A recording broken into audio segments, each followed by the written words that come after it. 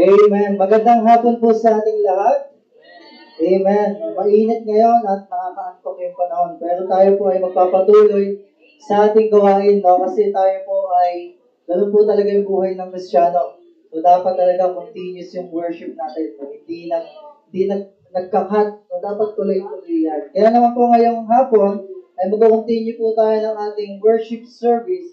Kagaya ng sinabi, inuutos sa atin ng Psalms chapter 100, verse 2. Kasi sabi, serve the Lord with gladness, come before His presence with singing. Kaya naman po sa ating worship service ngayon ay magkakaroon po tayo ng pag-awitan at pakikinig ng salita ng Diyos. Amen? Ready na po ba tayo? Hindi ba na-ready yung iba? Mangyari lang po, nandito po tayong lahat umupo. Yung mga nandiyan po sa likod.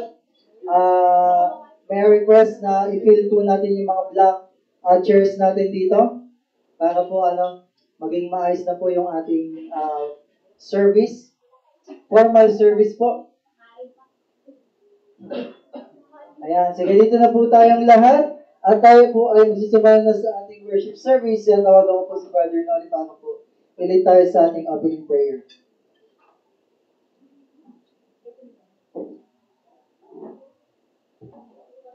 Magandang hapon po sa ating lahat. Tayo kayo mag-pray.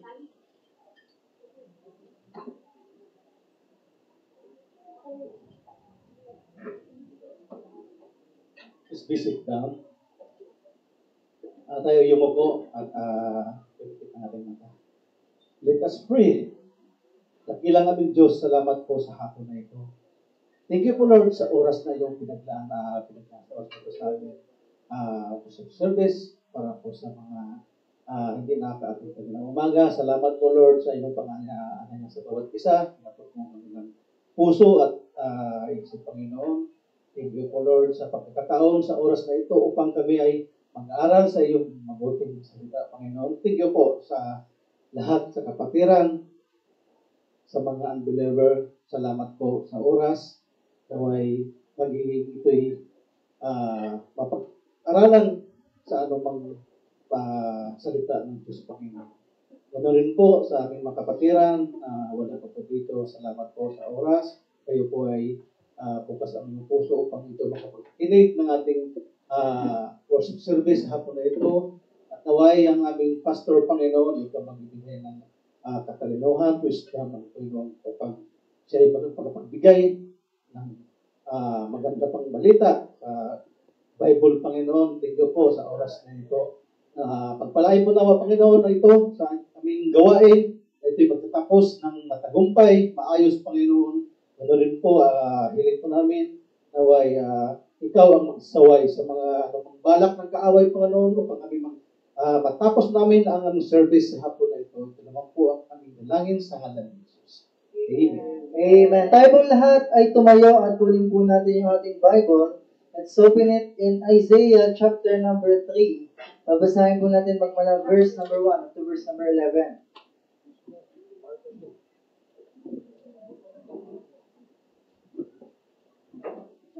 Amen. Isaiah chapter number 3. Nakita na po?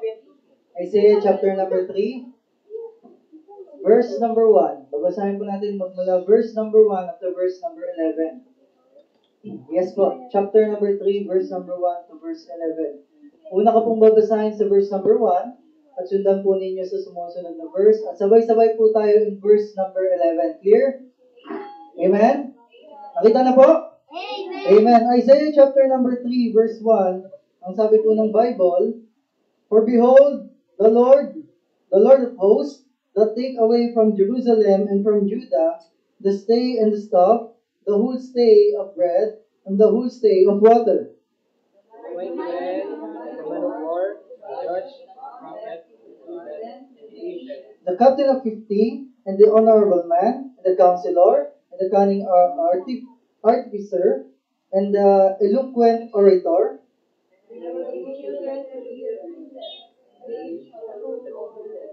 And the people shall be oppressed, everyone by another, and everyone by his neighbor. The child shall behave himself proudly against the ancient, and the base against the honorable. The man shall take hold of his brother, the house of his father, laying down of him, shall a ruler, and then his ruin be under them. In that day shall he swear, saying, I will not be a healer, for in my house is neither bread nor clothing. Make me not a ruler of the people.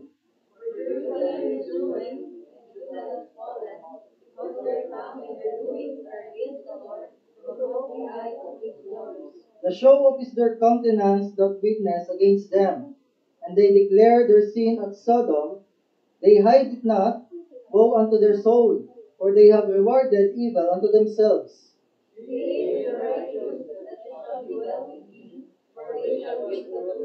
Amen. On verse number 11, sabay-sabay po natin basahin.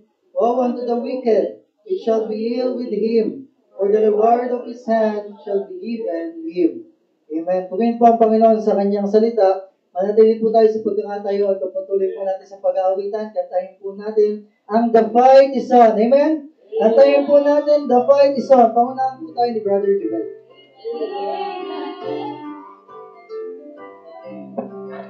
Magandang hapon po sa bawat isa. So may mga hawak po ng sa page 228 po. The fight is on.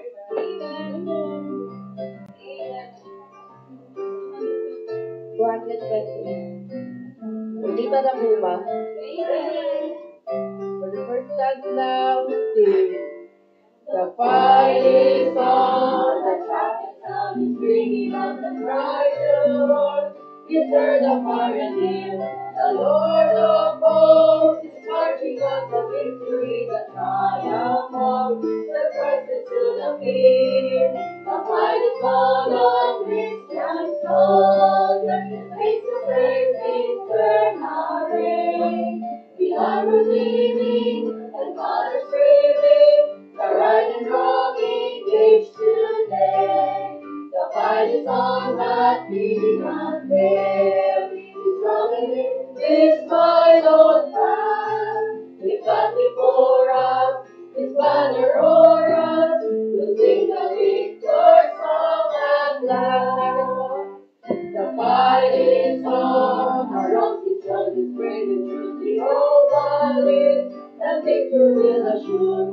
Above alone, the armor God has given you, and in His strength unto the end endure. The fight is on, all Christian soldiers, face to face in stern array.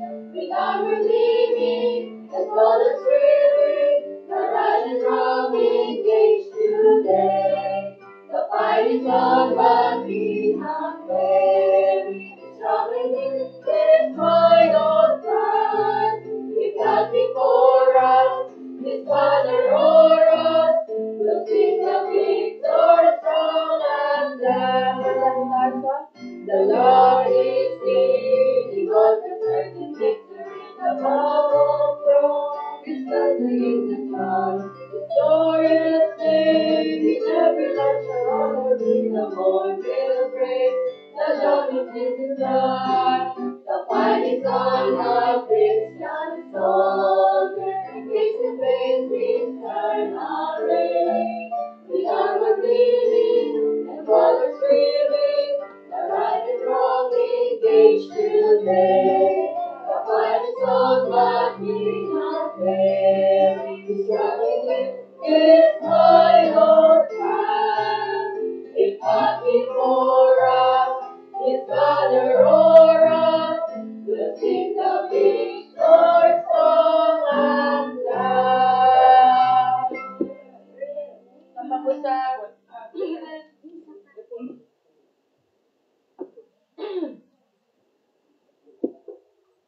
page 201 po, Onward Christian Soldiers.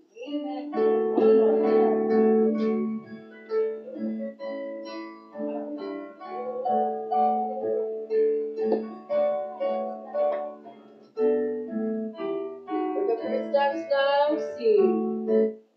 Onward Christian soldiers, marching us to war. With the cross of Jesus, going on before. Christ the royal master, leads against the foe.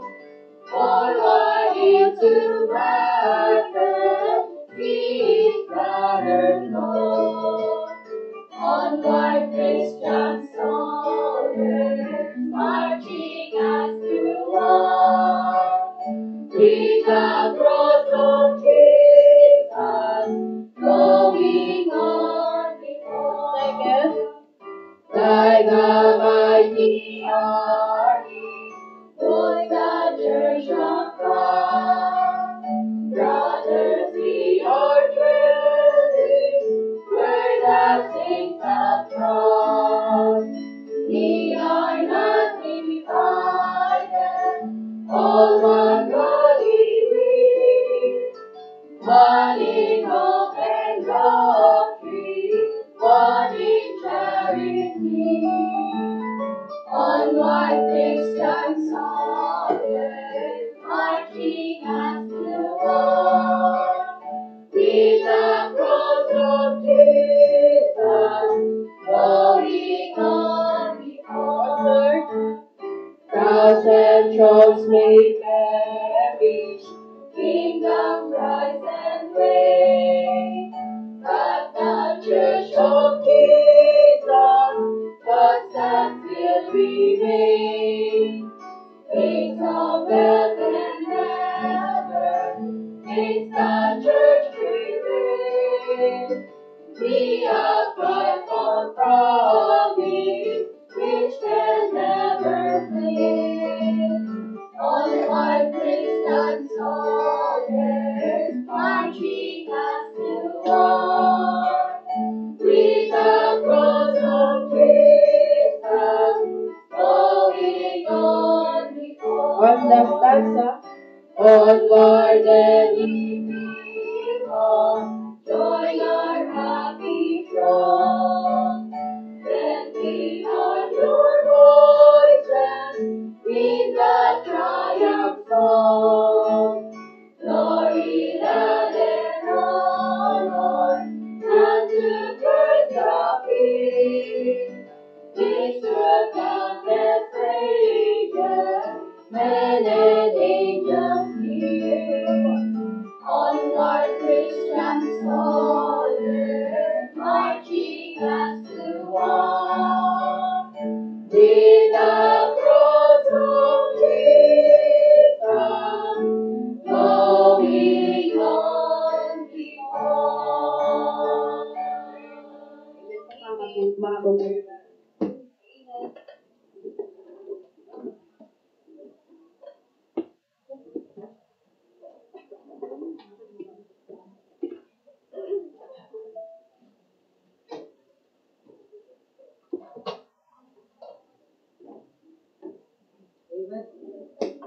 Hello, son. Amen. Salamat sa pag-aawit na yan, brother.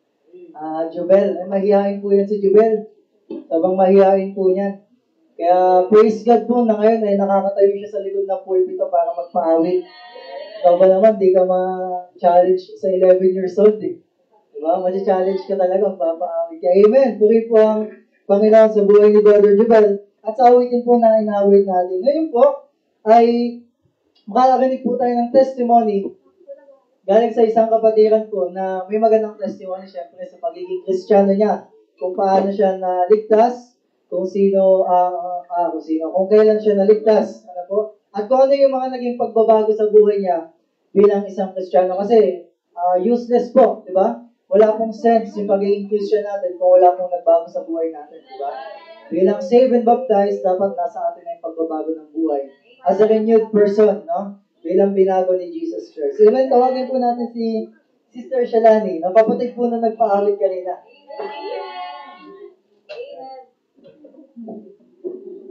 Hello po, magandang araw po sa ating lahat. Ako po si Shalani Espandon. Naligtas po ako noong September 10, 2022. Nabautismohan po ako noong January 14, 2023. Before po ako maligtas, marami po akong kasalanan na nagagawa. Isa na po dun yung pagmumura and lagi po ako nakikipag-away, palasagot po sa magulang, and pag lumalabas po ako, lagi po akong mataray sa mga tao. Pero po, nung naligtas na po ako, binago po lahat yon. Ngayon po, pag lumalabas po ako, di na po ako nakamaikling short, di na din po ako nagmumura and nakikipag-away. Kaya thankful ako kay God kasi binago niya ako and nagpapasalamat ako sa Kanya kasi niligtas niya ako. Yun lang po. Amen. Amen. Ang Hebrews chapter 4 verse 12 lang. Quick but powerful. May nagbago na daw sa kanya. Hindi na siya nakikipag-away.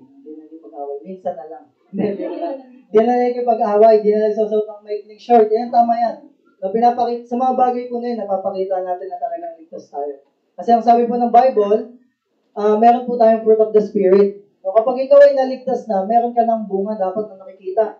Like for example, ikaw ay graduate. So, dapat nakikita sa'yo na graduate ka. Dapat hindi ka pabalang makipag-usap sa mga tao. Dapat aral ka tignan. Manamit, di ba? May maayos na kalagayan. So, ganun po yung isang Kristiyano. Hindi basta-basta pag na-save ka, okay na yun. Sisimba naman ako, hindi po tayo ganun. Bilang Baptist, save and baptize here in Macedonian Faith Christian Baptist Church, na mahigpit po tayo pagdating sa testimony. So dapat po may magandang testimony tayong lahat.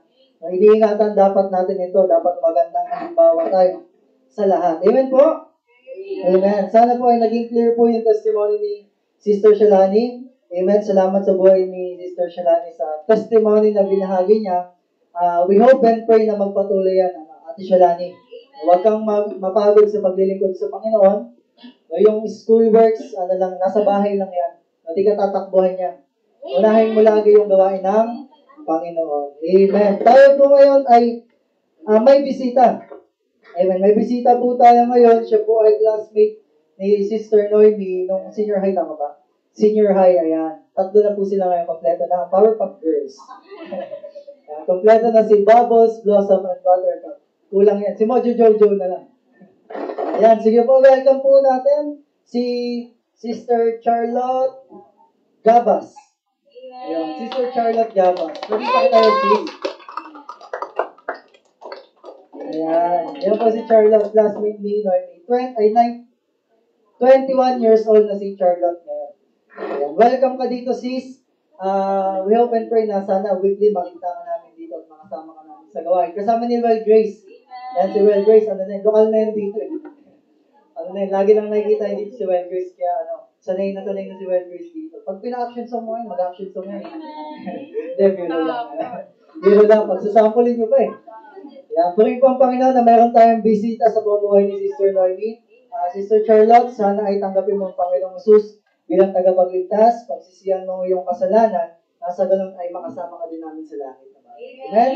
Amen. Ipakita po natin kay Sister Charlotte kung paano po natin kamustahin yung mga bisita. Tayo po tayong lahat. Kakamayan po natin si Sister Charlotte sa Tagalog ng God's Wonderful People. Kantayin po natin, God's Wonderful People. I love the thrill. I love the thrill that I feel when we get together with God's wonderful people. Love the thrill that I feel when I get together with God's wonderful people. Wanna sight just to see all the happy faces, praising God in heavenly places. What a thrill that I feel when I get together with God. Amen. Kamayan po natin yung ating bisita sa Tagalog. Ang puso ko'y masaya at kasama ko ngayon sa Diyos umibig. Puso ko'y masaya pagkasama ko ngayon sa Diyos umibig. Kailang pagmasdan ng mga tanawin, tinuloy natin puso ko'y masaya ako kayo aming sa Diyos. Amen. Yung nakakiti, kamay natin lahat. Puso ko'y masaya pagkasama ko kayo sa Diyos umiibig. Puso ko'y masaya pagkasama ko kayo sa Diyos umiibig. Kainin ang pagmasdan ng mga tanawin, pag-Diyos ang pinupuri natin. Puso ko'y masaya pagkasama ko kayo. Tanging sa Diyos ay umiibig. Amen. Makakaupo na po tayong lahat. Nakamayan niyo ba yung bisita natin? Tinanong natin si Charlotte, ha? Ay, hindi, biro lang. Sabi Charlotte, quiz na naman kay Alex. Ayan. So, kanina umaga na po natin yung birthday celebration sa pastor. Si Grace. Kailan birthday ni Grace? Well, Grace. Ay, tapos na sayang. May retrieval pa naman dito. August 13. 13. Ano lang? Sayang. Absent ata si Sister Well Grace doon, ano? Ay, hindi lang natanong. Ayan. Batiin na natin siya mamaya ng happy birthday. Si Sister Charlotte, kailan ang birthday? May 14, malapit na. Malapit na next year. Ayan. Kasi may pa-red ribbon kami dito. Yung po lang ribbon, maba. Pantali sa pang design sa kamay. Amen. Sana po ay makasama po namin kayo ng matagal dito. Welcome po sa gawain ito. God's wonderful people. Kung gusto maging wonderful, magpa-save ka sa Panginoon. Para maging God's wonderful people. Tayo po ngayon ay mag-settle po sa ating kinaupuan. Saglit po tayo mag-aaral na patungkol po sa ating kaligtasan. Kung ikaw ay hindi pa nakakasiguro ng iyong buhay sa langit, Kung wala ka pang idea kung ikaw ay mapupunta sa langit o sa impyerno, pakinggan mo ito.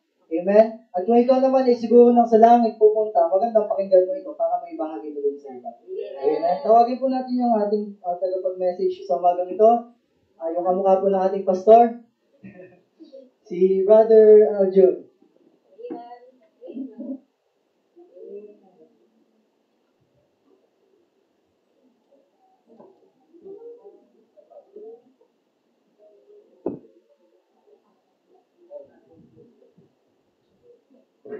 Yan, amen po. Isang ating kagalakan po na makatayo ulit sa pulpitong ito. May energy pa ba tayo? Hindi ba mukhang pagod na? Mukhang naluto na sa init na. Ayan, tayo po yung mag-aaral ulit. Ito po ay pagpapatuloy ng ating series pa rin. As usual, ito yung afternoon. Ito po ay patungkol sa katiyakan ng pagpunta sa langit. At ito po ay may subtopic na tupa at kordero. Yan, alam po ba natin yung pinagkaiba ng tupa at kordero? Yan, maaaring iba alam, maaaring iba hindi. Ngunit, hindi muna tayo ng gabay sa ating Panginoon sa ating pagsisimula. Let's pray. Kapagpalang Diyos ng parents sa lahat. Salamat, Panginoon, sa hapong ito na kami nakapag-worship na naman sa inyo, Panginoon, sa kabila na maiita, Panginoon, at sa kapagwaran ng aming mga katawan, Panginoon. Ang Panginoon, sa oras ito ay kayo po siyang tumabay sa amin, o ang aking dila, kayo po siyang tumabay, o ang mga tagapaginig, kayo po siyang tumabay sa kanila, Panginoon, na patuloy po kami bigyan pa rin ng kalakasan, Panginoon, sa oras na ito, Panginoon. Nawa, Panginoon, kayo po ang siyang patuloy tumabay sa amin ang mga distraction sa paligid, ay Panginoon, nawa ay patuloy po kami bigyan ng kalakasan sa at mag-espiritu, Panginoon. Kaya ang binabalik ang kapul. Salamat sa Panginoon Jesus. Amen. So ayan, katayakan ng pagpunta sa langit na may subtopic na tupa at kordero. So dito lang po iikot yung ating topic sa oras ito, sa tupa at kordero. Pero ano nga ba yung pinagkaiba ng tupa at kordero? So yan, kita po natin. Naglalag ba? Ayan. Uy. Pabalik. Ayan. So kung makikita natin, no, sa picture pa lang, no, yung lamb po, o sa Tagalog, ano yung Tagalog nila? Kordero. Ito po ay tumutukoy sa batang tupa, which is under ng 1 year old. No, pag sinabi naman natin sheep o tupa, ito po ay tupa na nagre-range sa 1 years old pataas. So, nagets po natin kung ano pinagkaiba ng tupa sa kordero, ng lamb sa sheep. So, malalaman po natin kung paano inhalintulad tayo ng Panginoon sa tupa, no? At kung ano ba yung sinasabi na kordero. So, yan, nagigets ba natin? Sa tupa at sa kordero. Ayon po sa Isaiah 53 verse 6, tayo ay kagaya ng mga tupang naligaw at ipinasan kay Jesus ang kasalanan nating lahat. So, tumutukoy po ang tupa sa ating mga sarili, sa atin po, sa mga tumanggap sa Panginoon, tayo sa ating pong mga Kristiyano. At si Jesus po, no, ipinasan niya yung kasalanan nating lahat. No? So, kung makikita po natin, ano pa kaya yung pinagkaiba? No? So, yung tupa po, kung ihalin tulad sa atin, tayo po ay makasalanan. Amen po? Makasalanan ng tao. No? Kahit sa oras ito, maaaring nakagawa ka ng kasalanan, maaaring nakapag-isip ka na hindi maganda, nagkakasala ka na doon. No? Ngunit, ano nga ba yung kordero? Yung kordero ay tumutukoy sa isang tagapagligtas. No? Tumutukoy sa tupa na kaya magligtas ng tao mula sa kanyang mga kasalanan. So, ayun po yung pinagkaiba, tupa at kordero, makasalanan at tagapagligtas. So, ano pa nga ba? No? So, yung tupa po ay walang direksyon. No? Kung makikita po natin, yung tupa po, pag naligaw po siya, di ba sa yung lugar ng tupa, ano tawag doon? Kawan. Ano yun yung kawan? Yung kawan, ayun po yung pinaglalagyan ng mga tupa, merong fence. No? Pag yung isang tupa nakawala sa kanyang fence, sa kawan, ay maaari po siyang maligaw. No? Maaaring mapunta sa gubat, lalapayan siya ng oso. No? Unlike sa ibang hayop, halimbawa yung pusa, kahit ilagaw mo yung pusa, babalik yan. Yung aso, kahit ilagaw mo, babalik yan. Pero yung tupa, pag naligaw po yan, dire-diretso na yan. Sabihin, yung tupa po ay walang direksyon. Katulad po natin, mga tao, no, tayo po ay walang direksyon sa ating buhay kung walang mag-guide sa atin. No? Ayon sa Lucas 19 verse 10, naparito si Jesus upang hanapin at iligtas ang mga nawala. Si Jesus Christ mula sa langit ay pumunta sa lupa upang hanapin ang mga nawala. No? Which is tumutukoy sa ating mga makasalanan. No? So, ano pa ba? Una, yung tupa ay walang direksyon. Pangalawa, ang tupa po ay meron na? Mabagay sa akin. Meron? Yan. Ang tupa po ay walang depensa. Hindi niya kayang protektahan yung kanyang sarili, no? So, para sa atin din po mga Kristiyano, no, tayo po ay walang depensa, no? Ayon nga po sa Lucas 19 verse 10, kayo mga alipin ng kasalanan. Dahil po, kapag walang direksyon ng buhay ng tao, siya po ay aalipinin ng kasalanan. No? So, ayon nga po sa Romans 6 verse 23, no, dahil tayo po ay naalipin sa kasalanan, ang kasalanan po ay merong kabayaran. Ano nga ba yung kabayaran na yun? No, kung may kita po natin, no, sa picture pa lang, no? Grabe yung picture, no? Yan, ayon sa Romans 6 verse 23, no, ang kabayaran ng kasalanan ay kamatayan. So, yung kamatayan ba to? Ano ba yung brother? Ano bang kamatayan yan? So, yung kamatayan ay tumutukod sa physical. No, lahat po ng tao ay mamamatay. No, nabanggit na karaan, diba, sa sementeryo, merong malaking kabaho, may maliit, may pangmayaman na sementeryo, may pangmahirap. Ibig sabihin, lahat ay namamatay dahil po iyon sa bunga ng kasalanan. Ngunit, hindi pa po yan yung mapait na tawag doon?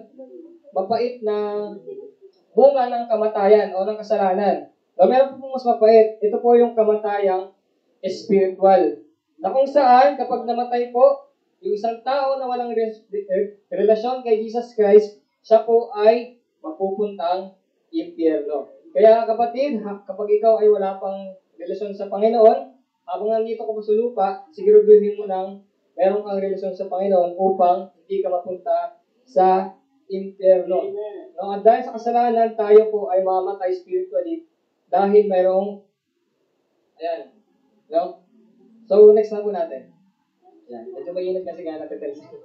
Bakit nakaka-tense pag mainit, nagpapuwisan. So, ayon nga po sa 1 chapter 1 verse 29, narito ang kordero ng Diyos na mag-aalis ng kasalanan ng sanlibutan. Ngunit, tandaan po natin, kahit na ang tao po ay patungo sa impyerno, no, kapag tayo ay namatay, tandaan po natin, ayon sa John 1:29, si Jesus po ay naparito upang ating alisin ang ating mga kasalanan. So, sinabi na naman po din yung kordero, no? Bakit po? Kasi si Jesus Christ po yung turuturong kordero. Siya po yung tupa na walang bahid ng kasalanan. No? Ayon pa po sa 1, ayan, ayon sa 1 Peter, ayon sa 1 Peter chapter 1 verse 18 to 19, tinabos tayo ng mahalagang dugo ni Kristo, gaya ng sa kordero na walang dungis at kapintasan. So yung kordero po ay walang dungis at walang kapintasan, no? Which is tumutukoy kay Jesus Christ. Yung kordero po ay larawan ni Jesus Christ. Walang kasalanan, namatay sa krus upang bayaran ang ating kasalanan. Kung tayo ay tinubos ni Jesus, wala nang ibang makapagligtas sa atin. Tandaan po natin yon. No? Kapag tinanggap po si Jesus Christ ngayong oras na ito, wala pong ibang paraan ng kaligtasan, kundi si Jesus Christ. Hindi po ito sa reliyon o kabutihan, no? Para tayo po ay maligtas. Kasi di ba po sinasabi ng ibang tao, matagal na ako sa religion na ito, matagal na ako sa church nito, siguro naman di na ako napupunta sa impyerno. Mali po yun mga kapatid, wala pong nakalagay sa Bible na kapag sumali ka sa isang religion, ikaw ay maliligtas. Now, hindi rin po sa kabutihan, kapag tumulong ka sa kapwa mo, kahit ibigay mo lahat ng ari-arian mo, hindi ka po mapupunta sa langit. Ayon nga po sa Galatia chapter 2, verse 16, upang tayo ay maligtas sa pananampalataya kay Kristo at hindi sa mga gawa ng kautusan. Hindi po sa ating sariling paraan tayo maliligtas. No? Kung pwede pala tayo maligtas, dapat pala hindi na pumunta si Jesus Christ dito sa mundo. No? Kung sinasabi natin na maliligtas natin yung ating sarili, ano po yung ginawa ni Jesus Christ? Para saan pa yung pagpunta niya dito, pagbababa ko sa krus? Kung kaya mo pala iligtas yung sarili mo.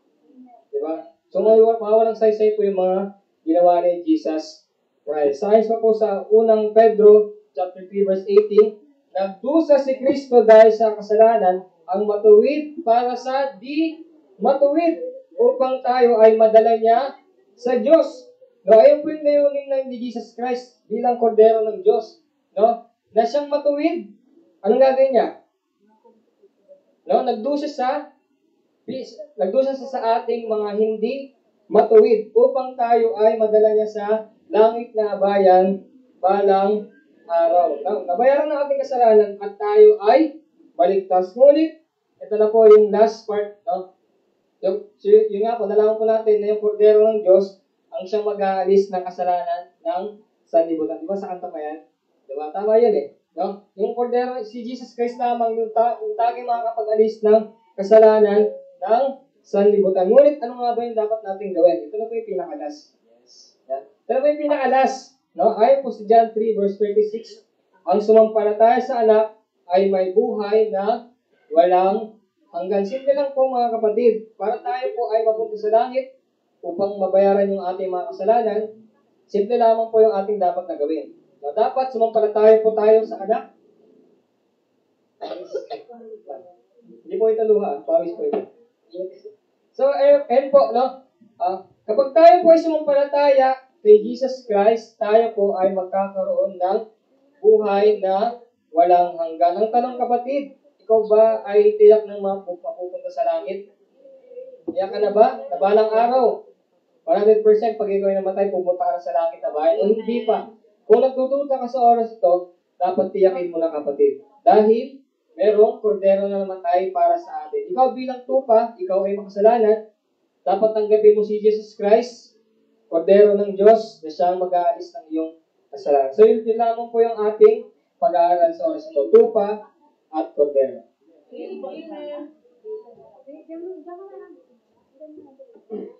Amen. Sa bawat isa po, napakinggan po natin na si Kristo ay ang tupa na kung saan ay nag-aalis ng kasalanan ng sanlibutan.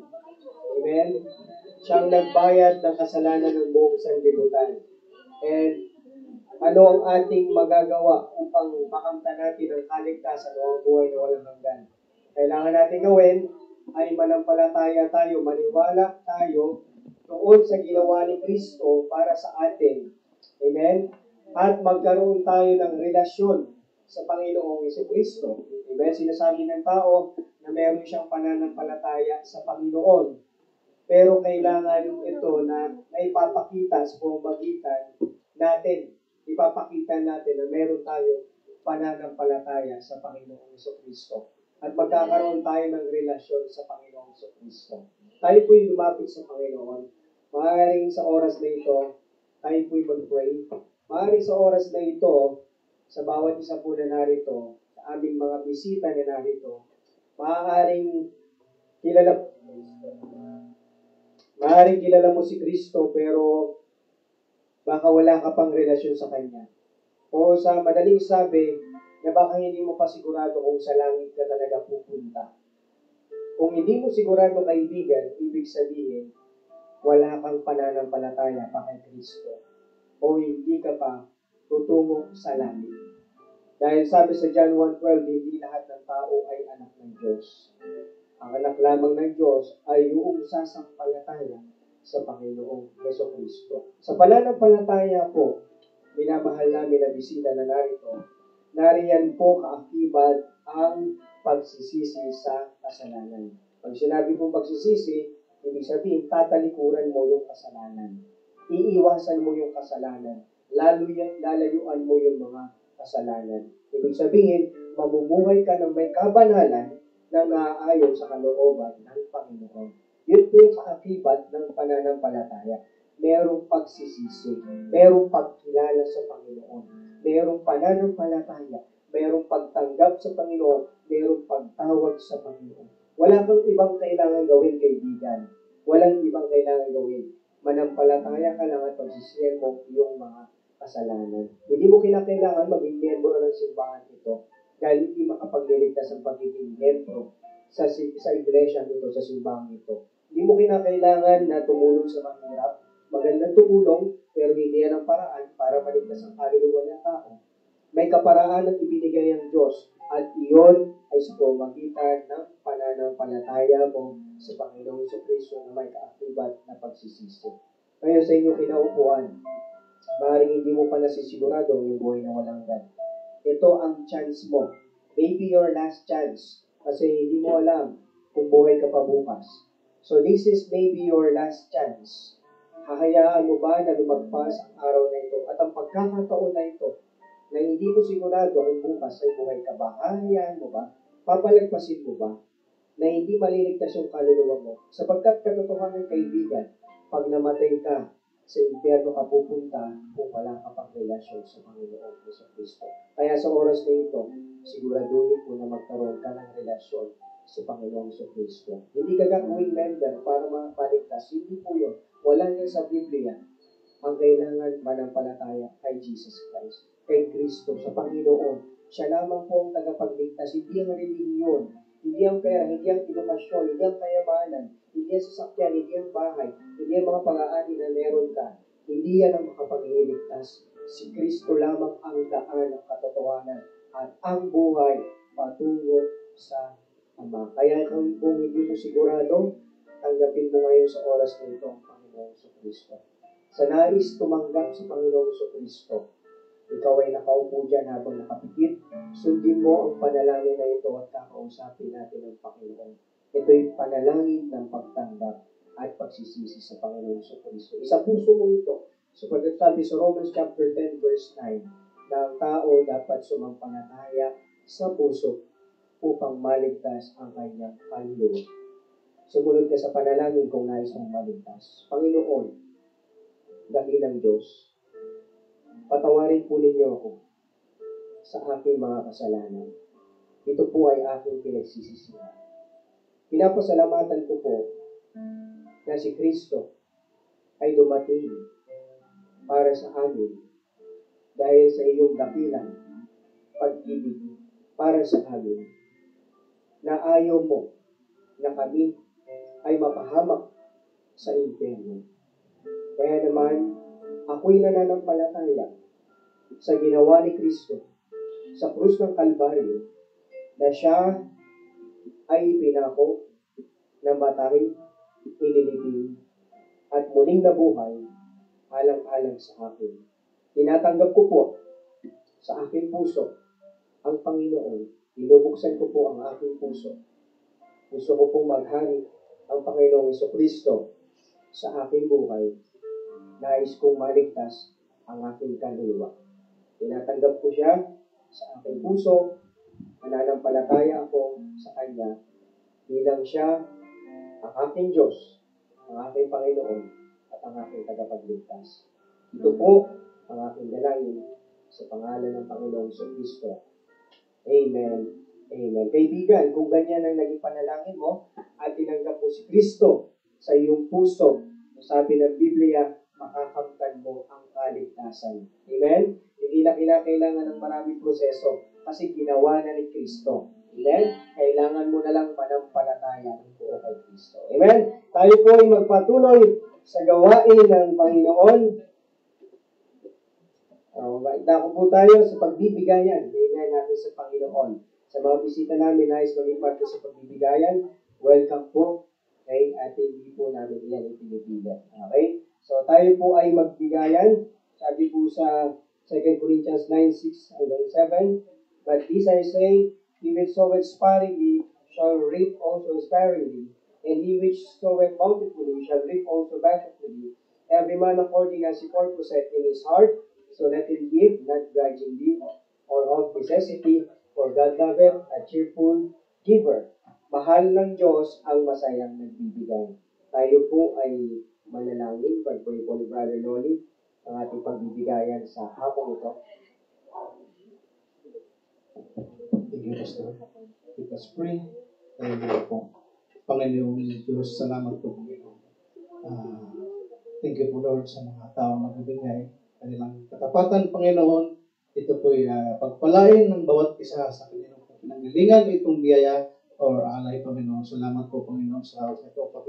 Itong salapi ay magamit pa sa inyong gawain at makapagpatuloy pa sa mga anumang gastusin or support sa ibang church po sa ministry. Thank you po, Lord, sa oras na ito.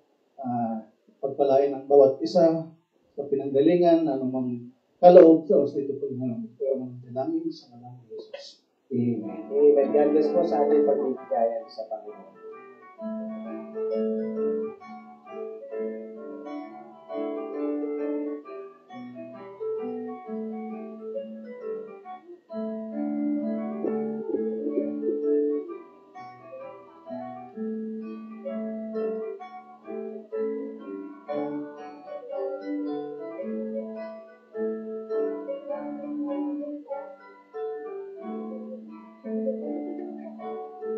Amen. Tayo po muli at tumayo. Let's all stand this. Awit po tayo muli sa Panginoon. Page 153 sa ating hymnal book. Glory to His name. Page 153. Glory to His name. Isip pa ba, mga kapatid? Amen. Lawitan natin muli ang Panginoon. Mapurin sa kanyang pangalan. Glory to His name. First answer, ready, swing. Down at the cross where my Savior died. Down at the cleansing of sin I cried. Dead in my heart was the blood applied. Glory to His name. Glory to His name. Amen. Sing. Praise God. Glory to His name. Dead in my heart was the blood applied. Glory to His name. Second verse. I am so wonderfully saved from sin. Jesus was sweetly of us leading. There at the cross where it set me in. Glory to His name. Glory to His name. Glory to His name. Turn to my heart as the blood of life. Glory to His name. Fourth stanza.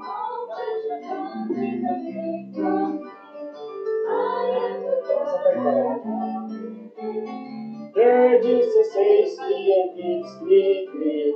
Glory to His name. Glory to His name. Glory to His name. Amen. There to my heart was the blood of life.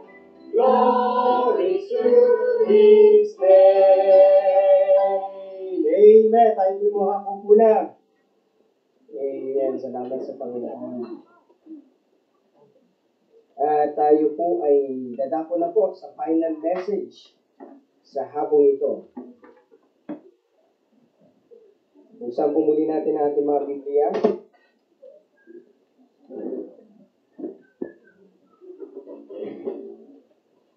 Amen. Sa mga bisita natin, share natin sila ng Bible. Amen. Let's open our Bible in 1 Thessalonians chapter 1 verse 9. 1 Thessalonians chapter 1 verse 9.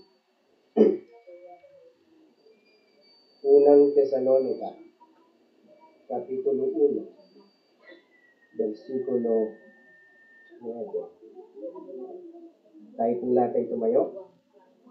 1 Thessalonians chapter 1 verse 9. Sabay-sabay po natin basahin, mga kapatid. Okay, sabay-sabay po natin basahin. Verse 9. Diyan na po kayo? Amen. Basahin po natin. Ready? Read. For ye remember, brethren. Okay. Diyan na ba kayo? Mali pala ako. Sorry. Okay, sige. 1:9. Okay, nandiyan na po. Ready? Begin. For they themselves shew of us what manner of entry in we had unto you, and how ye turned to God from idols to serve the living and true God. Let us pray. Panginoon, salamat po sa inyong salita. Pangunahan niyo po kami ba ng Espiritu. Ang talino niyo po ay ipagkaloob niyo sa aming Panginoon, maging sa inyong tagapagsalita. Anoint my lips, and naway magkaroon ng pag-ibigan sa mensaheng ito, magkaroon ng challenge, at magligtas ka, Panginoon, sa oras na ito ng kaluluwa na siyang naliligaw at walang relasyon at pagkakilala sa iyo. Mag-convert ka, Panginoon, sa oras na ito ng pananampalataya. Ito po ang aming dalangin sa pangalan ni Jesus. Amen. Tayo po'y makakaupo na, mga kapatid. Ako po'y nagpapasalamat sa bawat isa dahil narito po tayo sa kanyang gawain. Amen? Simula pa lamang kaninang umaga, narito tayo hanggang tanghali, hanggang ngayong hapon, purihin ang Panginoon. Hindi po sayang ang ating paglilingkod sa Panginoon. Amen? At sa aming bisita na nandito, diba, mga bisita namin, salamat at nandito kayo. Si Charlotte, salamat at nakasama ka namin sa gawain. Maging si Grace, salamat sa Panginoon. At nandito rin si Paul. Okay? Hindi siya si Apostle Paul. Si Brother Paul kasi mamaya siya ay babautismuhan natin pagkatapos ng service. Diba? Amen? Praise God. Okay? Nais niya sumunod sa Panginoon. At alam niyo kapatid, ang unang hakbang ng pagsunod sa Panginoon is pumagitan ng tubig ng bautismo. Hindi ba baguhin ng bautismo ang religion niya? Okay? Hindi po. Kasi ang bautismo po, yan po ay pagpapakita na may faith ka kay Jesus Christ. Hindi po religion yan. Amen? Hindi po religion. Kaya Grace, kung gusto mo nang pro-baptize ngayon, diba? Pag mag-decide ka, ay ilulubog ka na rin namin sa tubig. Amen? Murihin ang Panginoon. At tawag mangyari din kay Charlotte. Amen? Pero if you are may confusing pa, nandito kami, pag-ask lang kayo. Amen? Sabi ko nga kahapon kay Paul, na ang baptism ay hindi makapagliligtas. Okay? Hindi. Never makapagliligtas ang bautismo kasi lubog lang naman sa tubig yan. Pero bakit sinasagawa natin yung bautismo? Kasi si Jesus Christ nagpabaptize eh. Diba? Si Jesus Christ, Diyos, He is the author of salvation, pero nagpabaptize pa rin siya. Bakit? Kasi sumunod siya sa kanyang tatay. Amen? At yung baptism, utos siya ng Diyos na kailangan natin gawin. At utos din ni Jesus Christ. So, anong posisyon natin? Diba? Ibig sabihin, kailangan natin sumunod sa utos ng Diyos na magpa-bautismo. Pero hindi makapagliligtas yan. Just, ang baptism ay katulad ng isang estudyante na nag-aaral. Diba? Estudyante na nag-aaral. Yung isa nag-enroll, yung isa hindi nag-enroll. Sabi ko kay Kuya Paul. Okay, yung nag-enroll, pwede siya mabigyan ng grades kasi nag-enroll siya. Yung hindi nag-enroll, kahit mag-sit-in siya, kahit na perfect niya yung mga quiz, mga activities, kaya lang di siya nag-enroll, wala siyang grade. Tama ba ako? Amen? Yun yung baptism. Okay, yun yung silbi ng baptism. Pagdating mo sa langit, kung baptize ka dito sa lupa, anumang ginagawa mo para sa Panginoon, rewarded yan. Amen? Parang sa isang aplikante, nag-apply ka, syempre, sasahuran ka. Ngayon, pag hindi ka nag-apply, nag-volunteer ka lang, hindi ka naman parte ng kumpanya, hindi ka nag-apply, huwag kang mag-expect ng sahod. Amen? Amen? Walang benefits, pero kapag part ka ng company, nag-apply ka, diba, part ka ng school, nag-enroll ka, may benepisyo kang matatanggap. Ganun din sa Panginoon. Amen? Reward, ang baptism ay para sa reward, hindi para sa salvation. Amen? And baptism is identification. Pagkakakilanlan na ikaw ay anak ng Diyos. Okay? Pagkaka-ID mo yan na ikaw ay sumunod kay Kristo. Okay? So, hindi yung topic natin. Pero isiningit ko lang para sa mga nagtatanong kung ano yung baptism. Akala kasi natin, natatak sa isipan natin ng ating kultura, ng ating tradisyon, na ang baptism ay makapagliligtas. pero hindi po, never makapagliligtas. May mga bata binabautismohan. Diba sa Bible, walang batang binautismohan. Wala. Okay? Ang binabautismohan sa Bible, yung may pag-iisip na, yung kaya ng magdesisyon. Kasi ang baptism is a decision. Yung baby, hindi siya pwedeng makapag-decide kasi baby pa siya. Amen? Kailangan niya pa ng pag-aalaga at ng pag-aaruga. So, ang binautismohan sa Bible, mature na. May isip na, alam na yung tama sa mali. Amen? Amen. So, yan. So, the title of our message, The 3 Changes of a Converted Life. Ang 3 pagbabago sa isang tao na na-convert. Hindi ang religion tinutukoy ko dito Pag sinabi pong na-convert, na ikaw noon ay hindi naniniwala sa Diyos. O sabihin natin naniniwala ka sa Diyos, pero wala kang faith. Amen? Wala kang faith sa Panginoon. Magkaiba yon, mga minamahal. Mga kaibigan na nandito, mga kapatid. Magkaiba. Amen? Yung naniniwala ka sa Diyos at yung nananampalataya ka sa Diyos, magkaibang bagay po yan. Amen? Kasi halos lahat ng tao, kilala naman talaga ang Diyos. Tama? Pero are you converted? Pag sinabing converted, hindi yung Catholic ka, naging Baptist ka. Pag sinabing converted, dito sa Bible, ay yung pananampalataya mo, napunta sa Diyos. Pastor, kilala ko nga yung Diyos Saan ba mapupunta yung pananampalataya? Di ba sa Diyos lang naman? Hindi po. Kasi po, bago pumaligtas ang isang Kristiyano, o kung hindi ka paligtas sa oras na ito, meron kang tinatawag na mga idols. Amen? At mamaya pag-aaralan natin kung ano yung mga idols na yon. Okay? So ngayon, mga minamahal, ang tao, kailangan niya ma-convert, kailangan niya mag-change, kailangan niya mabago. Amen? Kailangan niya mabago. Kailangan makita, magkaroon ng pagbabago. Kailangan magkaroon ng transformation. Kailangan magkaroon na that you are renewed for God's glory and for the fulfillment of God's purpose in His life. Kailangan nagaganap yun sa buhay ng isang Kristiyano. May transformation. Amen? Kaya nga alam nyo kapatid, kapag walang transformation, kapag hindi makita yung changing, di ba, of being changed, pag hindi makita yung that you are renewed, di ba, nakakapagtaka kung ikaw talaga ay may relasyon sa Panginoon sa Kristo o wala. Pero alam nyo mga kapatid, kung nagkakaroon ng pagbabago sa pag-uugali, nagkakaroon ng transformation, narinig nyo kanina yung testimony, di ba? Nagkaroon ng changes, hindi man perfect kasi we are imperfect. Tama? Hindi pa tayo perfecto sa mundong ito. Magiging perfect lang tayo pag nandun na tayo sa langit. Diba? Don't get me wrong. Baka may sa mga bisita namin nagtataka. Pastor, hindi pa kayo nagkakasala? Nagkakasala po kami. Pero may dalawang uri ng kasalanan. Ang sinasadya at ang hindi sinasadya. Amen? Lahat ng tao nagkakasala ng hindi sinasadya. Ang masamang kasalanan ay yung sinasadya mo. Hindi ko sinabing hindi masama yung hindi sinasadya. Masama yun. Kapag nakagawa ng ng hindi mo sinasadya, you need to repent. Humingi ka ng tawad sa Panginoon ng may buong puso. Na ibig sabihin, huwag mo nang gagawin, huwag mo nang uulitin. Amen? Yun po yung converted life. Merong pagsisisi.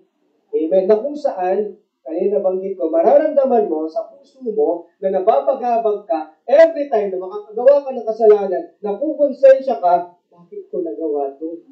Nalulungkot ka. Bakit? Because nung tinanggap ko si Kristo bilang tagapagligtas, papasok sa iyo, Holy Spirit, siya yung kikilo sa iyo, siya yung mangungusap sa iyo, na ikaw ay magsisi sa iyong kasalanan at umarap ka sa Panginoon. Amen? Ang taong ligtas, hanggat hindi ka nagsisisi, tandaan niyo po as in my observation, yung isang taong ligtas, kapag nakagawa ka ng kasalanan, hindi ka man humingi ng tawad ngayong araw na ito, susunod na araw, mapapaghabag ka pa rin. Sa susunod na 3 araw, mapapaghabag ka pa rin. Bakit? Kasi yung Holy Spirit, yung Diyos, kinakatok ka, inuutusan ka, magsisi ka, magbago ka, alisin mo yung kasalanan na yan. Ngayon, magtaka ka, kaibigan, kapatid, magtaka ka. Kung nakagawa ka ng kasalanan, pero lumipas ang 1 linggo, hindi ka man lang binagabag ng banal na espiritu. Ibig sabihin, walang banal na espiritu, kaya hindi ka binabagabag. Ibig sabihin, hindi ka ligtas. Hindi ka nakukonsensya, ibig sabihin, hindi ka ligtas. Amen? Kaya ngayon, kailangan mo maligtas. Amen? Kung hindi ka paligtas. Yun po yung converted. Yun po yung transformed. Diba? Nagbago ang buhay. So, what are the three changes of a converted life? Ano yung tatlong bagay na pagbabago sa buhay ng isang tao na siya ay na-convert ang kanyang buhay? Diba? Na-convert. Number one, the believer has turned to God from idols. Okay? Yung isang mananampalataya ay tumungo sa Diyos at umiwas, tinalikuran yung kasalanan, yung idols. Amen? Balik tayo sa kanina, sinasabi ko yung idols. So yung sinabi po doon sa 1 Thessalonians chapter 1 verse 9, di ba sabi doon, for they themselves shew of us what manner of entering and we had unto you, and how ye turned to God. Di ba? Bumalik sila sa Diyos, sabi nila sa Thessalonians, bumalik sila sa Diyos from idols. Di ba? Pag sinabing idols, ito yung pinaglilingkuran natin na higit sa Diyos. Ito yung ibang bagay na pinaglilingkuran natin na akala natin hindi ito idols at akala natin hindi tayo naglilingkod sa Diyos. Yan yung idols. Amen? Yan yung mga material na bagay na uunahin mo na ipagpapalit mo sa Diyos. Katulad ng phone. Diba? Na magpipray ka sana, pero pinagpalit mo ang pagpipray sa pagsiselfone. Na magbabasa ka sana ng Biblia, pero na ipagpalit mo. Diba? Sa Panginoon. Yan ay idols. Kanina sabi ng bata, hindi na ako magmumura. Diba? Sabi niya pala, hindi na ako nagmumura. Diba? Nabago na. Nagkaroon ng changes. Nagkaroon ng transformation. Diba? Sabi niya na hindi na siya nakikipag-away. Diba? Hindi na siya nakikipag-away. Nagkaroon ng pagbabago. Diba? Alam niyo po, yung pakikipag-away na yon, yung pagmumura na yon, yung kasalanan na yon, that is idols. Yan ay Diyos-Diyosan. Idols is Diyos-Diyosan. Ibig sabihin, yan yung tinatangkilik mo sa buhay mo ng higit sa Diyos. Amen? Bakit po? Kasi gusto ng Diyos, siya lang yung number one sa buhay mo. Amen po ba? Siya lang yung number one, wala nang ibang number one sa buhay mo. Gusto ng Diyos, siya lang. Salamat na.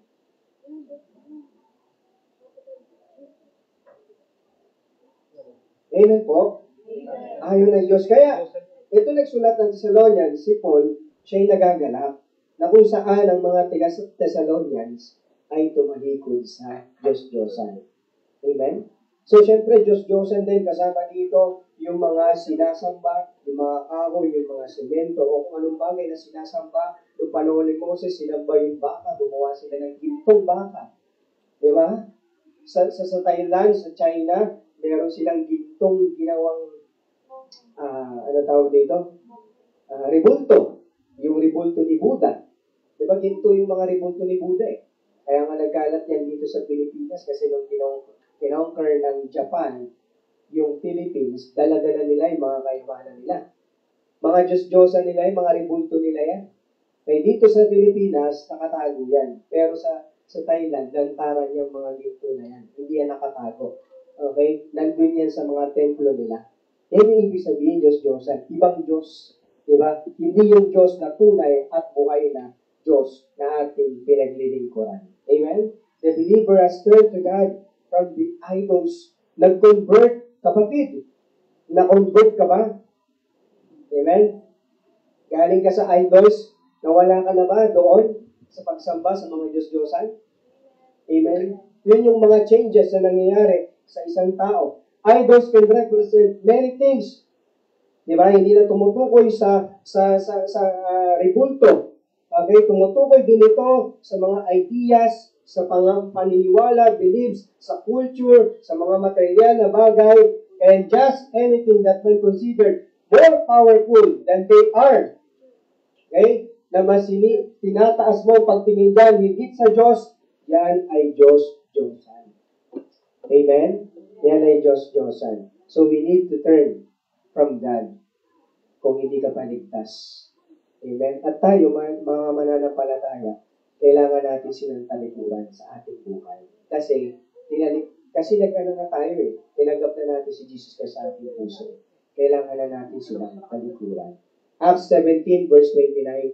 For as much then as we are the offspring of God, we ought not to think that the Godhead is like unto gold or silver. Diba? Sa kultura natin, tradisyon natin, akala natin yung Diyos yung kahoy. Diba? Dito nga tinutukoy nila gold at silver. Kasi yung paggawa talaga noon ng Diyos-Diyosan, hindi siya kahoy, hindi siya semento. Okay? Yung mga nandito sa Pilipinas, mga ano lang yan. Kumbaga, mga Diyos-Diyosan na ano lang, mga peke ba? Diba? Mga peke, diba? Wala namang halagi. Okay? Pero sa kanila, kung pupunta tayo sa history nila, ang pinaggagawa nila na Diyos, gawa sa ginto, gawa sa silver. Naalala niyo yung statwa ni Nebuchadnezzar? Saan gawa yun? Diba gold? Ano pa? Brass? Diba? Mga mahalagang mga mahalagang bato yung pinagawa doon sa image. Hindi basta-basta. Diba? Pag pumunta ka sa Pilipinas, diba? Kahoy. Diba? Simento. Amen? Diba? Pumunta ka dito. Diba? Pero lahat ng yan ay Diyos-Diyosan. Amen? Kahit ginto pa yan, kahit silver pa yan, yan ay Diyos-Diyosan. Kung ikaw ay nananampalataya kay Kristo, kailangan mong talikuran ang lahat ng bagay na makapagpapalayo sa iyo sa Panginoon. You need to choose God. Hindi mo pwede sabihin na nananampalataya ka kay Kristo, pero hindi mo naman siya pinipili. Hindi mo pwede sabihin na nananampalataya ka kay Kristo, pero hindi ka naman gumagawa ng paraan para magkaroon ng pananampalataya o maligtas ang iyong kaluluwa. Hindi mo pwedeng sabihin. Hindi mo pwedeng sabihin na mahal ko naman ang Diyos. Ang tunay na pagmamahal, kapatid, kaibigan, hindi pinapakita. Tama? Amen? Hindi mo pwedeng sabihin na mahal mo yung magulang mo, pero hindi mo pinapakita. Amen? Hindi mo pwedeng sabihin na mahal mo yung asawa mo, pero wala ka namang ginagawa. Amen? Hindi mo pwedeng sabihin na mahal mo yung anak mo, pero pinapabayaan mo naman. Diba? Hindi mo inaasikaso. Anong ibig sabihin? Yung pagmamahal, may pagpapakita. Amen? May manifestation. Kung mahal mo ang Diyos, ipakita mo sa Kanya na siya ay mahal mo. Amen? Paano mo ipapakita na mahal mo siya? Diba?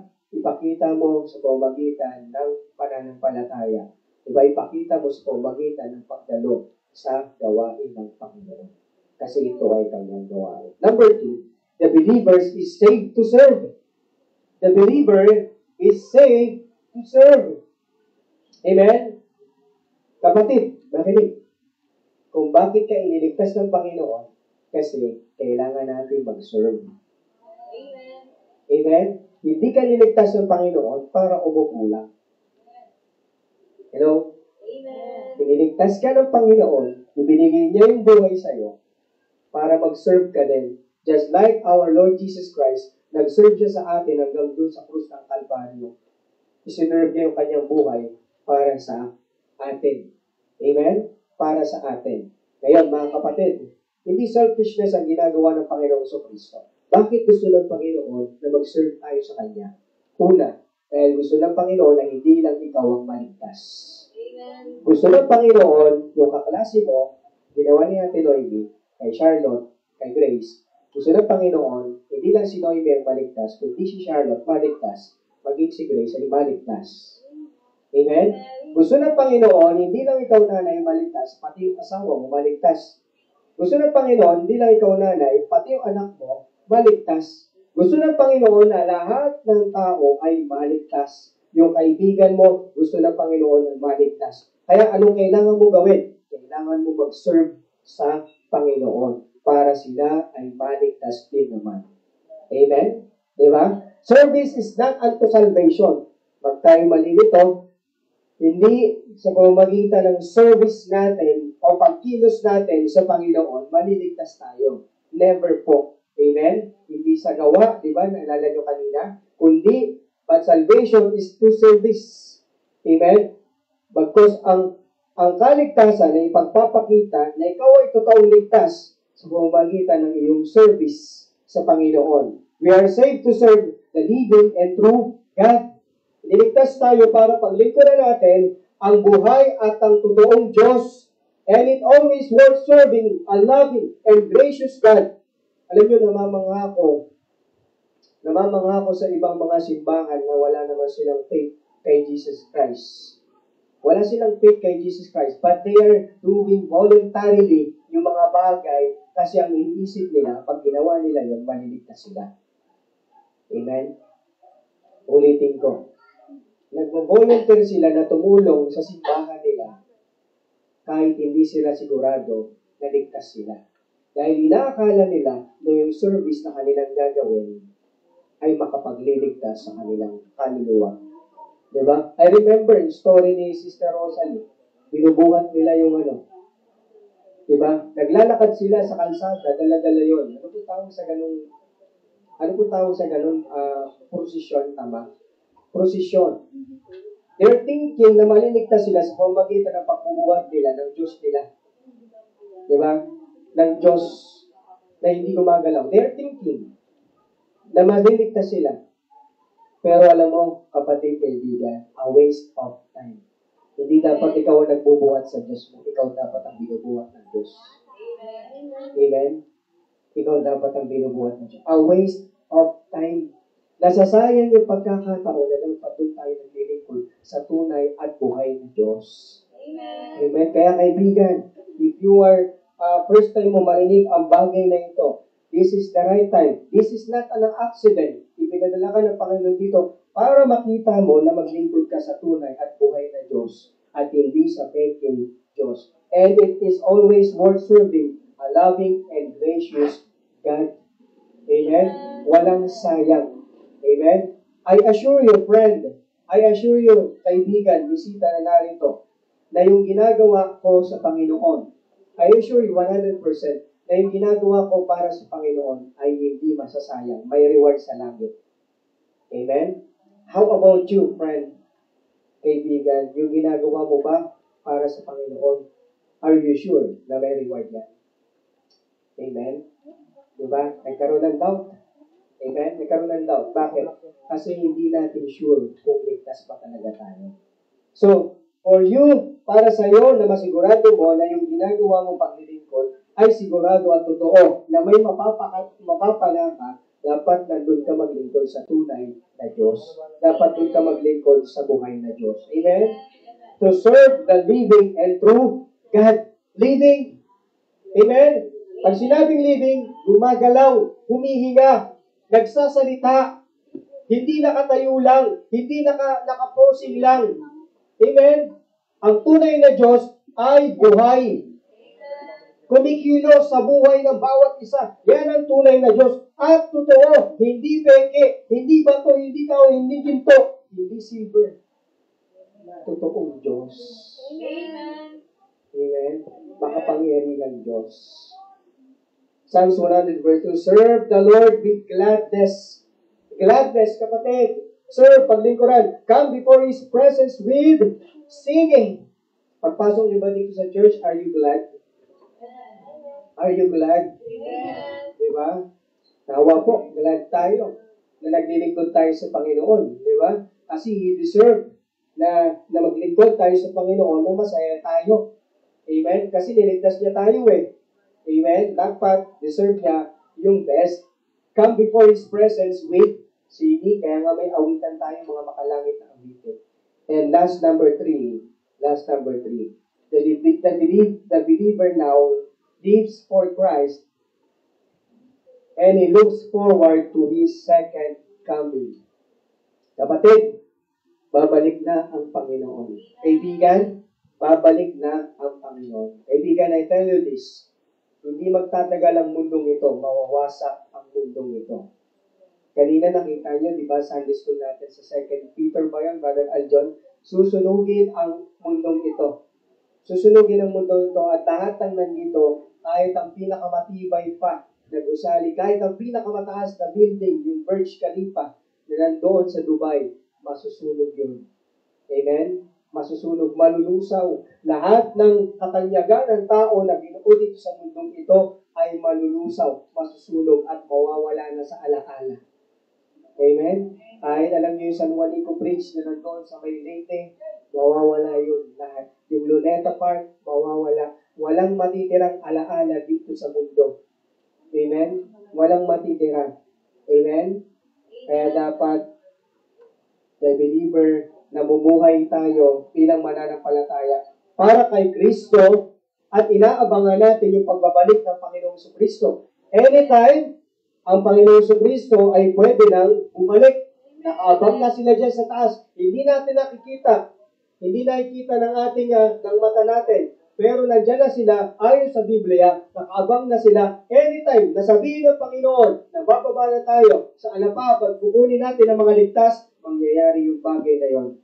Diba? Mangyayari yung bagay na yon. At sana, kaibigan, handa ka na, sigurado mong ligtas ka. Sapagkat kapag hindi ka ligtas, hindi ka makukuha, may iwan ka dito. At mararanasan mo yung napakatinding kaguluhan ng buong sanlibutan.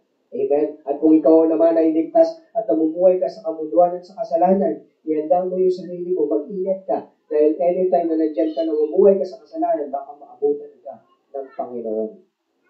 Amen? Nakakahiya na nandun tayo sa kasalanan. Diba? Nakakahiya, diba? Na nag-rapture,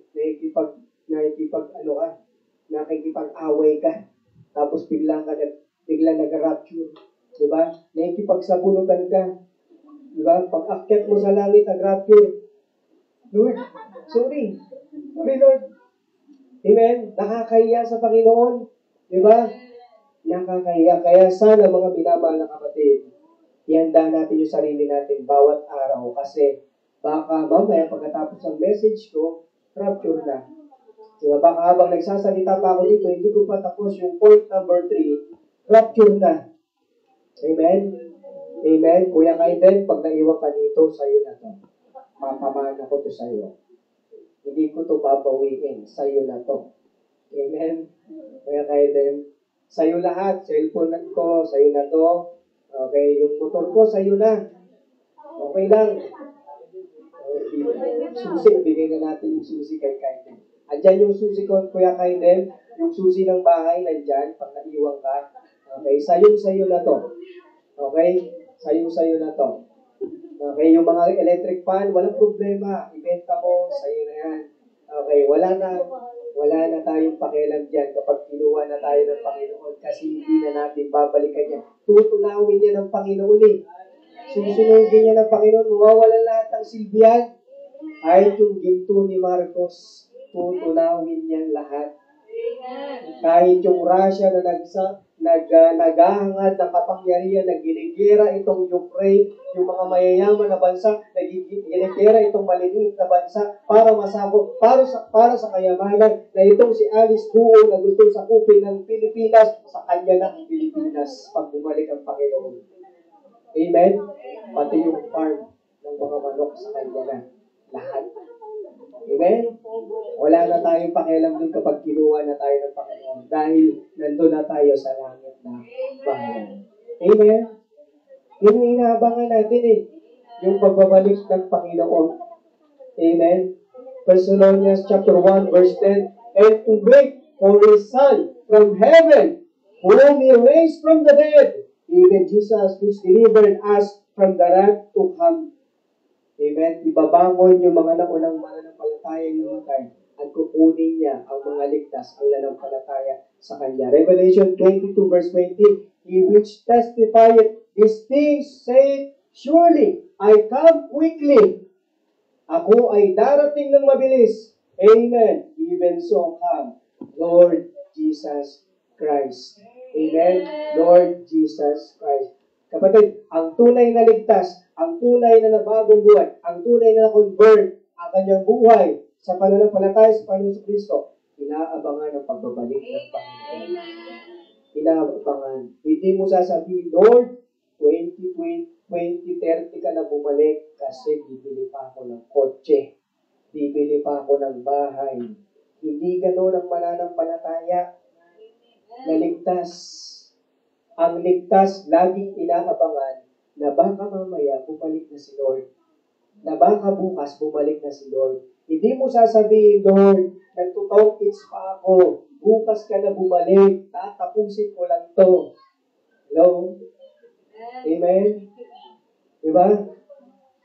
Amen? Hindi po ganun. Kapag bumalik ang Panginoon, hindi ka niya hihintayin.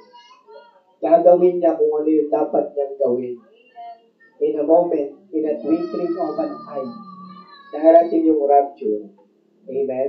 Kaya sana, kasama ka namin doon sa rapture. Amen? Tayo lumapit sa Panginoon at manalangin. Panginoon, dakila namin Diyos. Naway natutunan namin ang isang buhay na kung saan ay binago mo. At hindi lang binago, na nagkaroon ng napakagandang pagbabago sa buhay. Dakilang Diyos, sa inyong harapan, ako, hindi pa ako ligtas, dakilang Diyos. Kaibigan, kung hindi ka paligtas, aminin mo sa Panginoon. Kaibigan, kung nandito ka na, papakinggan mo ito, gusto rin namin na maligtas ka. Gusto namin na maligtas ka. Gusto namin na maranasan mo ang biyaya ng Panginoon. Gusto namin na maranasan mo yung langit na bayan, na yung kaluluwa mo pupunta sa langit. Kaya hindi aksidente na nandito ka, na pumunta ka dito. Nilayo ng Panginoon na mapakinggan mo ito. Ngayon ang tugon ay nasa iyo kung tatanggapin mo si Kristo sa iyong buhay. At kung gusto mo magkaroon ng pagbabago sa iyong buhay. Mga minamahal na kapatid ng Macedonia, talikuran natin ang mga idols. Nilayuan na natin yan, nanampalataya na tayo sa Panginoong Kristo. Alisin na natin yung mga bagay na kung saan tinutuon natin ng mas higit sa Diyos. Mas binibigyan natin ng oras, mas higit na higit sa Diyos. Alisin na natin yan, kapatid. Magising na tayo dahil pwedeng bumalik ang Panginoon anytime. Bilang ligtas, bilang ikaw ay mananampalataya, iniligtas ka para maglingkod sa Panginoon. Hindi para na wala kang gawin. Hindi para na hindi ka makipagkaisa sa iglesia dito sa Macedonia. Pagkos iniligtas ka dahil gusto ng Panginoon, mag-serve ka. Gusto ng Panginoon lumago ka. Gusto ng Panginoon matutunan mo kung paano mo babahaginan ang salita ng Diyos ang mga mahal mo sa buhay. At yun sa pamamagitan ng pagpapatuloy mo na nagsiserve ka sa Panginoon, matututunan mo kung paano silang ipanalangin, matutunan mo kung paano mahalin ng Diyos at nang sa gayon, sa pagmamahal mo sa Diyos, pananalangin mo, sa devotion mo, sa iyong dedication sa Panginoon, kikilos ang Panginoon na gumawa ng paraan upang iligtas ang mahal mo sa buhay. Kaya mag-serve ka sa Panginoon, huwag kang magsasawa. Huwag kang magsasawa. Tutugunin ng Panginoon ang iyong napakagandang dedikasyon sa Panginoon. Ituloy mo lang, kapatid. Ituloy mo lang. Abangan natin ang Panginoong Kristo bawat araw sa ating buhay. Any moment, maaaring pagkadilat mo, nandun ka na sa langit. Hindi natin alam ang pagbabalik ng Panginoon. Hindi natin alam. Naway magpatuloy ka sa Panginoon. Naway abangan natin ang pagbabalik ng Panginoon. Bukas, Lunes, abangan mo pa rin. Martes, abangan mo. Ibig sabihin, isang linggo, abangan mo. Ibig sabihin, bantayan mo yung galaw mo kung kalooban ng Panginoon. Bantayan natin yung ating kinikilos kung kalooban ng Panginoon. Panginoon, salamat po sa hiwaga at kapangyarihan ng iyong mensahe na siya nagturo sa amin, Panginoon, ng mga magagandang bagay patungkol sa pananampalataya. Dakilang Diyos, dalahin ko po ang inyo pong pagkilos sa buhay ng bawat isa. Pagpalayo po kami, Panginoon, at naway kami po yung magpatuloy pa sa aming pananampalataya. Ito po ang aming panalangin, papuring pagsamba sa pangalan ng Panginoon sa Kristo. Amen. Amen. Praise God. May natutunan mo ba? Salamat sa Panginoon. Amen. Abangan natin ang pagbabalik ng Panginoon. Let's sing sa ating closing hymn, Great is Thy Faithfulness. Page number 12 sa ating hymnal, Great is Thy Faithfulness.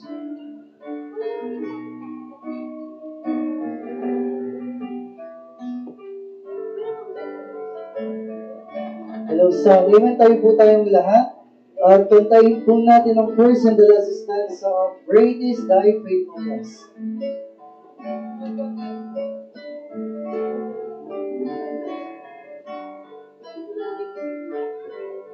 Amen. Great is Thy faithfulness. Kantayin po natin on the first stanza now. All together sing.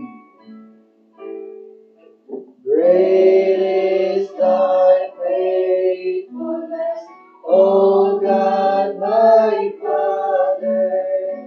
There is no shadow of turning with Thee. Thou changest not, Thy compassions they fail not. As Thou hast been, Thou forever will be. First, great is Thy faithfulness, great is Thy faithfulness. Morning by morning, new mercies I see. All I have needed, Thy hand hath provided. Great is Thy faithfulness, Lord, unto me. Pardon for sin and the peace that endureth. Thy own dear presence to cheer and to guide.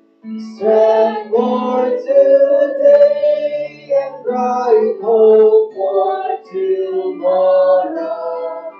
Blessings all mine with them helps and beside us.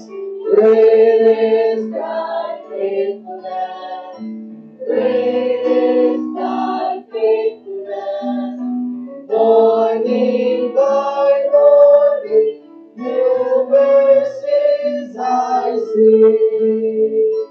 All I have needed, Thy hand hath provided.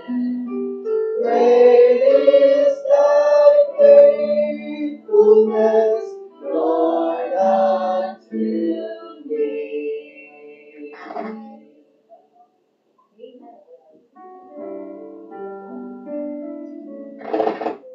Ephesians 3:20-21, now unto Him that is able to do exceeding abundantly above all that we ask or think, according to the power that worketh in us, unto Him be glory in the church by Christ Jesus, throughout all ages, world without end. Amen. Panginoon, maraming salamat po sa gawain na sa linggong ito, sa araw na ito, na naibigay namin sa iyo, Panginoon, ang aming pagsamba.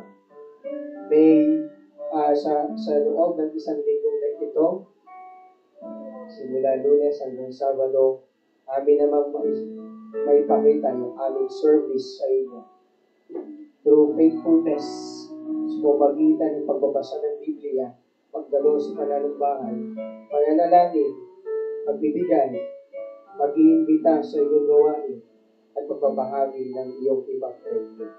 Naway may pakita namin ang service namin sa iyo, Panginoon. As we worship you, as you serve us this day, naway kayo po ang siyang aming naitaas sa papurihan sa aming buhay.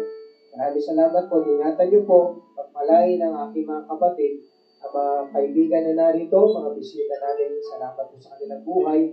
Naway makamtan nila ang buhay na walang hanggan at kumilos ka. Lord, ikasuri po ang baptism. Kayo po siyang kumilos. Nalayan po namin ang katagumpayan at si Paul, naway kumilos ka sa kanya, maging matibay, maging matatag ang kanyang buhay, pananampalataya, at patuloy siyang lumago sa pagkakilala sa inyo. Kasama ng kaibigan niya si Kaiten, Panginoon. Naway ang dalawang ito ay magpatuloy sa inyong gawain at sila po'y tawagin po ninyo. Maging preacher sila, maging missionary, o kaya naman sila ay maging pastor. At ang kanilang pamilya ay maligtas din po sa pamagitan nila. Pinupuri at dinadakila sa araw na ito. Ito po ang aming buong sabong panalangin, papurit pagsamba sa pangalan ng aming Panginoong Kristo, Diyos tagapagligtas. Amen. Amen. Kamayan po natin ang bawat isa. At God bless po sa bawat isa. Thank you po sa bawat isa. Thank you, Charlotte. Charlotte, tama, na nakasama ka namin. Grace, salamat Grace, at patuloy kang namin na nakakasama. Ano Grace? Tulog ka na?